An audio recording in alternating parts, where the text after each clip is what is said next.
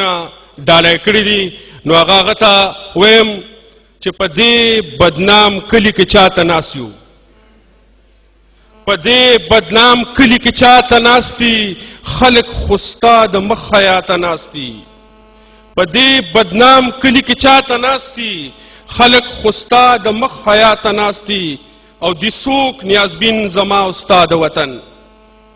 دي څوک نیازبین زما او ستا د وطن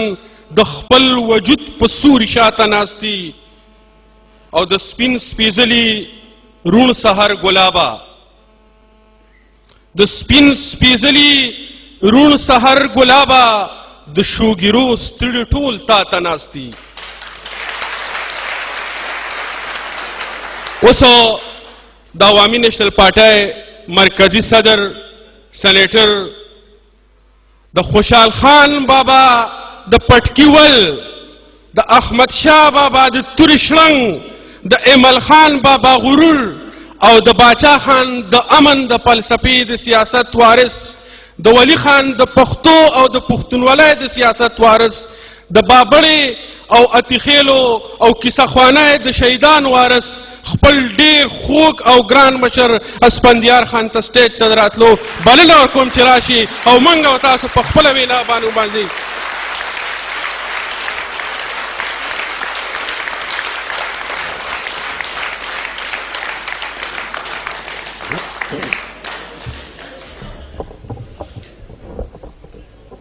شروع کوم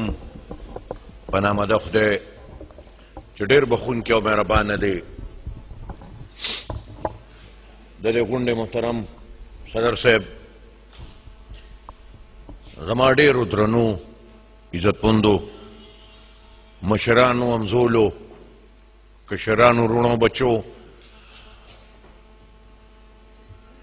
زما نه مخکې درته یو ځل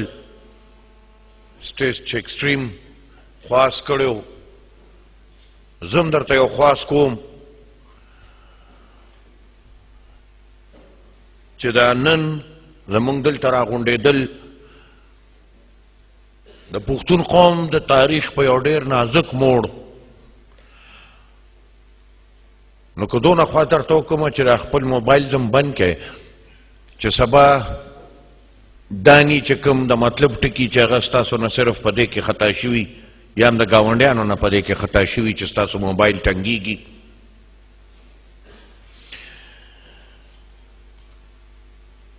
زه خو هر ځای دا خبره کوم چې تر اوسه پورې به موږ جنګ د پښتون د حقوقو کوو څنګه چې درته زما نه مخکې بنګش صاحب ووی او یا درته حاجي صاحب رحمان الله خان ووی واجد ووی خو نن که د پښتون په سیمه او چې زه کله پښتون وایم نو زه پکې د کیله نه حسابوم که اخوا پښتون دی او که دی خوا پښتون دی که اخوا افغان دی او که دی خوا افغان دی زه د ټول افغان قوم خبره کوم نو نن موږ زما په حساب د بقا په جنگ کې یو افغانستان دیرشت لکه افغانانو وینه ورکړه آبادي یې 1.5 کروڑ وه په 1.5 کروڑ کې 30 لکو خپله وینه ورکړه آیا په افغانستان کې نن امن شته نو چې په 1.5 کروڑ کې 30 لکه وینه ورکړي او امن نه وي نو قبایل او د بلوچستان پښتانه او د پښتونخوا پښتانه چې را یوځای کې نو دا آبادي خو 3.5 کروړه ده په دې 3.5 کروړه کې به څونه وینه مونږ ورکو چې مونږ له دې امن راشي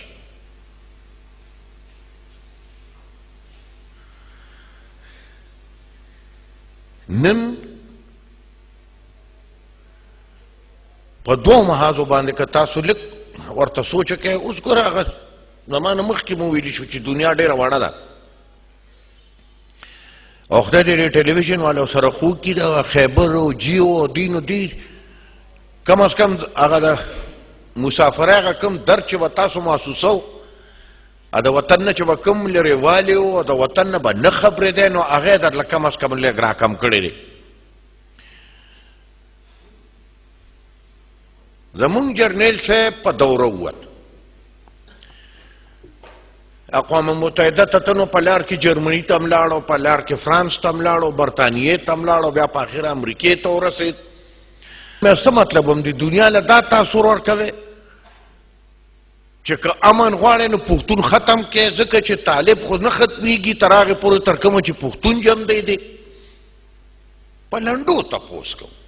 دا القاعده ویل دا طالب جوړ کړی چې ما جوړ کړو آیا پښتون قوم جوړ کړو که دوی جوړ کړو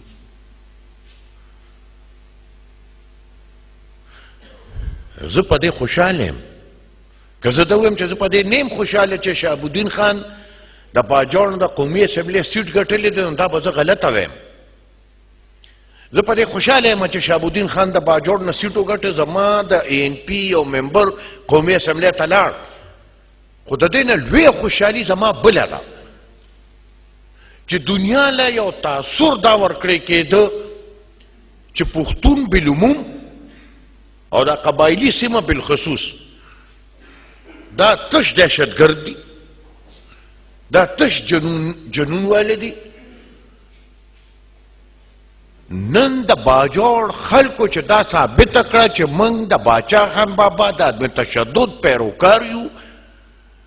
نو زه وایم دا پرویز مشرف له ټولو کې لویه څپېړه وه په مخ باندې او دا دنیا ته ټولو کې لوی ثبوت و چې پښتون چې دی دی د امن دپاره ولاړ دی نن حاجي صاحب خو درته په خپله طریقه خبره وکړه چې یاره د مسافرو خلک عزت کوي زه درته یو مثال در کوم ډېر په ادب زه لاړم کوالالمپور ته پروس کال کوالالمپور ته لاړم تاسو ته اکثر ملګرو ته پته ده هلته زیات د بونیر خلک دی یعنې نورو علاقو دونه نشته یو بونیری راپاسېد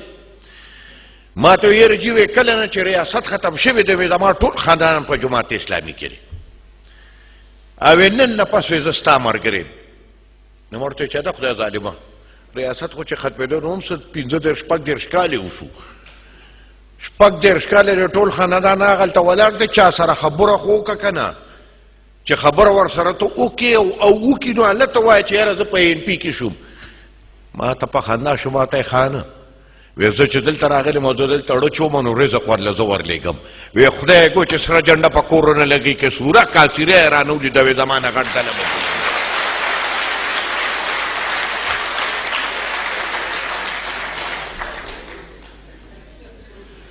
دغې کیلې راښکلو ته تیار یې دغه کیله بار یو کس خپل کور ته راکاږي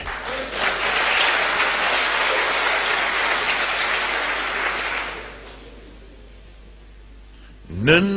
جنگ د ای ان پی او د پیپلز پارټي او د مسلم لیگ او د دې نه دی نن دا جنگ د سیاست نه لږ راوچت شوی دی نن په دنیا ته پښتون دا ثابتوي چې زه په دې خطه باندې امن غواړم ګوره واضحه به دوه کیمپه جوړېږي یو به هغه کیمپي چې دی به امن غواړي دی به محبت غواړي دی به دنیا سره یو ځای تګ غواړي او یو کیمپ هغه کیمپي چې دی به جنگ غواړي دی به تشدد غواړي دی به نفرت غواړي او دی به دنیا ته مخامخ کېدل غواړي تاسو چې دا ځان ته د باچا خان بابا د سوچ او د فکر بچي وایې تاسو ته خپل کیمپ نه دی معلوم چې ستاسو کوم کیمپ دی موږ په دغه خاوره باندې امن غواړو نن ما خو په جلسو کې هم دا ویلي دي نن موږ امن جرګې کوو نن موږ مینت کوو موږ ننوات هم کوو هغه خلکو ته چې څوک هلته جنګ کوي ورته زارۍ هم کوو چې خدای ته وګورئ زموږ په خاوره جنګ مه کوئ خو ورسره دا یو خبره جلسیام کې سریام وایو چې نن جرګه کوم نن منت کوم نن ننواتې کوم